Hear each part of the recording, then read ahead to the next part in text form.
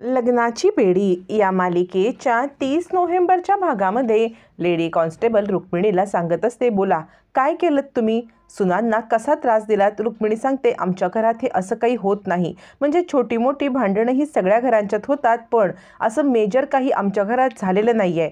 यावरती आता इकडे कॉन्स्टेबल सांगते, हे बघा जे काही खरं आहे ते लवकरात लवकर सांगा, नाहीतर काय होईल माहिती आहे का, ही जर केस झाली तर तुम्हाला जामीनसुद्धा मिळणार नाही, ही पण गोष्ट लक्षात ठेवा. रुक्मिणी म्हणते, मी तुम्हाला सांगते आहे ना, खरंच मी काही केलेलं नाही आहे, माझा याच्याशी काही संबंध नाही आहे. यावरती कॉन्स्टेबल म्हणतात, मग तक्रार कुणी केली. रुक्मिणी म्हणते, हे मला काही माहीत नाही आहे. तितक्यात तिथे सिंधू येते आणि म्हणते, या निर्दोष आहेत. कॉन्स्टेबल म्हणतात, तुम्ही कोण आहात. यावरती आता सिंधू विचार करते, कुणी तक्रार केली असेल, खरंच रेश्माने तक्रार केली असेल का. नाही, पण रेश्मा इतकं करण्याची हिंमत नाही करणार, पण आत्ता काहीही झालं तरी मला रुक्मिणी काकूंना सोडवायलाच पाहिजे. कॉन्स्टेबल म्हणतात, बोला की तुम्ही कोण. यावरती सिंधू सांगते, मी यांच्या घरात राहते. खरं तर तक्रार मीच केली होती, मला गैरसमज झाला होता म्हणून मी तक्रार केली, पण आत्ता माझा गैरसमज दूर झालाय आणि म्हणून तक्रार मागे घेण्यासाठी मी आले होते. कॉन्स्टेबल म्हणतात, काय बोलताय तुम्ही, तुम्हाला कोणीतरी प्रेशराईज केलंय का हे सगळं बोलण्यासाठी. हे बघा, तुम्ही प्रेशराईज होऊ नका, खरंच तुम्ही तक्रार केली असेल आणि जे काही पाहिलं असेल ते तुम्ही सत्य सगळं सांगा. सिंधू सांगते, सकाळी मला ना रूममध्ये असताना हॉलमधून खूप मोठ्याने बोलण्याचा आवाज ऐकू आला, म्हणून मी बाहेर आले. बाहेर येऊन पाहिलं तर यांच्यामध्ये काहीतरी वादावाद चालू होते. त्यावेळेला माझा गैरसमज झाला, पण आत्ताच मला कळलं की तो माझा फक्त गैरसमज होता. या त्यांच्या सुनांना त्रास देत नाहीत आणि म्हणून फक्त मी तक्रार मागे घ्यायला आले. पण कॉन्स्टेबलचा याच्यावरती विश्वास बसत नसतो. ती सिंधूला एका बाजूला घेते आणि म्हणते, मॅडम माझ्याशी खरं बोला, म्हणजे ही एक हाय प्रोफाईल केस आहे आणि राघव सरांची घरची केस आहे, त्यामुळे आम्ही मीडियाला या सगळ्यापासून लांब ठेवलं आहे. पण तरीसुद्धा राघव सर इथे प्रेझेंट नाही आहेत, तुम्हाला कोणी प्रेशराईज करत असेल तसं मला सांगा, मी तुमच्या बाजूने उभे राहीन. सिंधू म्हणते, नाही तुम्हाला सांगू का, तर मी एका पोलीस ऑफिसरची मुलगी आहे आणि त्याचप्रमाणे मला सगळे कायदे माहिती आहेत, म्हणून मी कुणाच्याही प्रेशरमध्ये येणार नाही, एवढी तुम्ही काळजी घ्या. यावरती कॉन्स्टेबल म्हणतात, ठीक आहे, तुमच्यावरती आम्ही विश्वास ठेवतोय आणि यांना सोडवतोय. असं म्हणत आता इकडे रुक्मिणीची सुटका केली जाते आणि तेवढ्यात तिथे रत्नाकर येतो वकिलांना घेऊन. त्यावेळेला आता वाटतं पोलीस कॉन्स्टेबल सांगतात, म्हणजे तुमच्या वहिनींची सुटका झालेली आहे. रत्नाकर म्हणतो, काय झालं हे सगळं. यावरती कॉन्स्टेबल म्हणतात, या मॅडमनी त्यांच्याविरुद्ध तक्रार केली होती, त्यांनी त्यांची तक्रार मागे घेतली. रत्नाकरला लगेच कळतं की सिंधूने तक्रार केली नाही, कुणाला तरी वाचवण्यासाठी सिंधू हे सगळं करते. रुक्मिणी चिडलेली असते, ती तर आपल्या रूममध्ये जाऊन आता घरात यायला निघते. तोपर्यंत ऋतुराज चिडतो. रत्नाकर म्हणतो, जे काही आहे ते आपण घरी जाऊन बोलूया. इकडे तोपर्यंत आता ऋतुजा चिडलेली असते राणीवरती आणि म्हणते, वहिनी तुमच्या या सुनेने हिला घरात आणलं ना सिंधूला, म्हणून हे सगळं घडलंय. इकडे रेश्मा विचार करते, चला सुंठी वाचून खोकला गेला, म्हणजे मी एका दगडामध्ये 3-4 पक्षी मारलेत. राणी वहिनीचा पण काटा काढलाय, त्या सिंधूचा पण आणि त्या रुक्मिणी काकूचा पण. असं म्हणत रेश्मा स्वतःशीच खुश होत असते. तेवढ्यात आता ऋतुजा म्हणते, या राणीने जर का सिंधूला घरात नसतं आणलं तर हे सगळं घडलंच नसतं. त्यावरती आता मात्र इकडे राजश्री म्हणते, हे बघ ऋतुजा, जरा शांत बस, बघू आपण काय होतंय ते. तितक्यात रत्नाकर येतो आणि आता तो सोबत रुक्मिणीला घेऊन आलेला असतो. मधू म्हणते, आई बाबा घेऊन आलेले आहेत.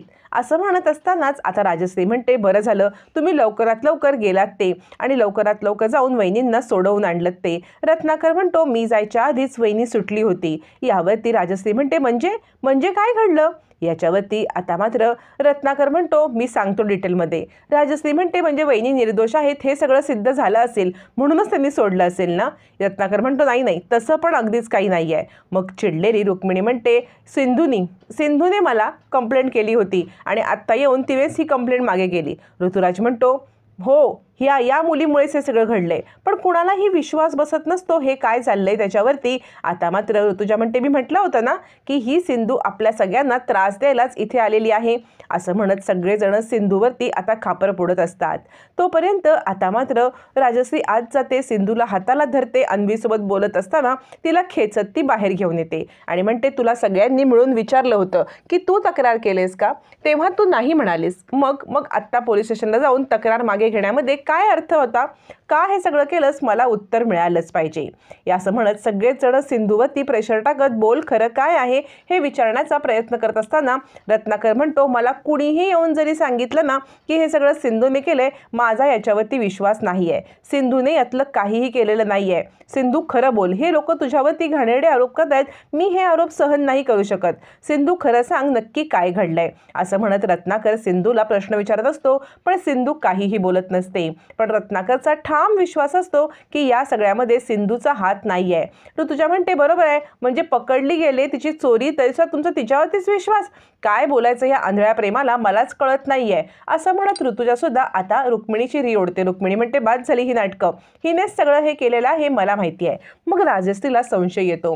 राजश्री सिंधूचा हात आपल्या डोक्यावर ठेवते आणि म्हणते, माझी शपथ घे, माझी शपथ घे आणि तू सांग की तू काकूंच्या विरोधात तक्रार केली होतीस. पण सिंधू शपथ घेत नाही. राजश्रीला सगळं समजतं. रेश्मा गडबडते आणि विचार करते, अरे देवा, म्हणजे ह्या सिंधूने बरोबर डाव साधलेला दिसतोय की मला तर ह्या सगळ्यामध्ये अडकवणार नाही ना? राजश्री म्हणते, ज्या अर्थी सिंधूने माझी शपथ घेतलेली नाहीये त्या अर्थी मला माहिती आहे की सिंधूने काही केलेलं नाहीये. ऋषभ म्हणतो, डॉक्टर सिंधू बोला, जे काही सत्य असेल ते तुम्ही आता सगळ्यांच्या समोर सांगा. सिंधू सांगत असते, मला बाकी काही माहीत नाहीये, पण मी फक्त माझं कर्तव्य केलं.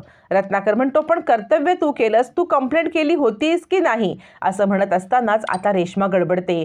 जर ह्या सिंधूने खरं सांगितलं तर खूप मोठी गडबड होईल.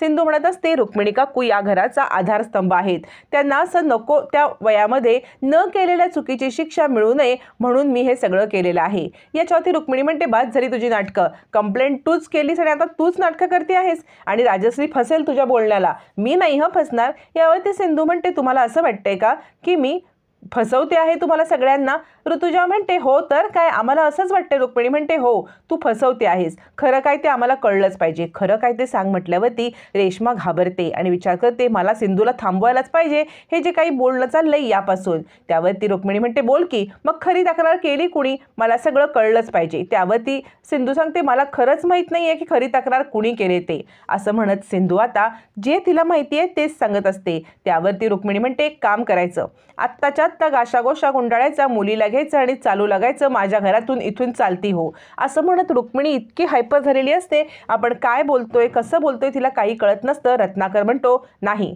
सिंधू, माझा तुझ्यावरती ठाम विश्वास आहे, माझा विश्वास तरी तुला सार्थ ठरवायलाच पाहिजे. सिंधू मला खरं सांग, काय झालंय, कुणी केलेली तक्रार? यावरती सिंधू म्हणते, खरंच मला माहीत नाही आहे की तक्रार कुणी केलेली आहे, पण बाबा तुम्ही सांगताय ना, तर मात्र मी ही तक्रार कुणी केले हे नक्की शोधून काढेन तुमच्यासाठी. यावरती रुक्मिणी म्हणते, तू आता शोधून काढणार का तक्रार कुणी केले ते? ठीक आहे, काढ शोधून तक्रार कुणी केले, पण यासाठी मी तुला फार वेळ देऊ शकत नाही. हे बघ, तुझ्याकडे आज संध्याकाळपर्यंतचा वेळ आहे. जर संध्याकाळपर्यंत तू सांगितलं नाहीस की ही तक्रार कुणी केले किंवा तू शोधून काढू शकली नाहीस तर संध्याकाळी मुलीला घेऊन बाहेर जाण्याची तयारी ठेवायची. असं म्हणत रुक्मिणीने संध्याकाळपर्यंतची वेळ सिंधूला दिल्यावरती रेश्माचे धाबे दणाणतात. कारण सिंधू ही खूप मोठी डिटेक्टिव्ह असते. आत्तापर्यंतचा तिचा प्रवास पाहता दर वेळेला प्रत्येकाची चुकी असताना नसताना सिंधूने सगळं खरं खरं सिद्ध केलेलं असतं. या सगळ्यामध्ये मात्र आता रेश्मा अडकणार असते आणि संध्याकाळपर्यंतची वेळ मिळाल्यावरती सिंधू तिच्या कामाला लागते. अखेर संध्याकाळ उजाडते सुद्धा. संध्याकाळ उजाडल्यावरती रुक्मिणी म्हणते, तुझ्या लक्षात आहे ना, तुला मी वेळ दिला होता त्या वेळेची आता वेळ संपलेली आहे.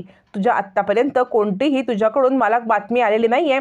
खरा गुन्हेगार कोण आहे तुला काही कळलंय की नाही? मग आता करायचं काय? सिंधू म्हणते, आत्ता ना माझ्यासोबत खरा गुन्हेगार येणार आहे. म्हणजे माझ्या आप्पांचे एक मित्र आहेत, मी त्यांना कॉल केला होता. आप्पांच्या मित्रांना कॉल केल्यावरती मी त्यांना सगळं डिटेलमध्ये सांगितलं आहे आणि ज्या कुणी ही तक्रार केली होती ना तर त्याचं रेकॉर्डिंग मी मागवून घेतलं आहे. आता एकदा का रेकॉर्डिंग आलं ना की आपल्याला समजणार आहे की या सगळ्यामध्ये कोण दोषी आहे. ऑलरेडी सिंधूला रेश्मावरती डाऊट असतोच आणि रेश्माला अडकवण्यासाठी सिंधूने खेळलेली खेळी आता अचूक बनणार असते आणि रेश्माचा गुन्हा स्वतः रेश्मा तोंडानेच कबूल केल्यावरती सिंधू निर्दोष आहे हे समजल्यावरती मात्र रत्नपारख्यांच्या मानात शरमेने खाली जाणार आहेत.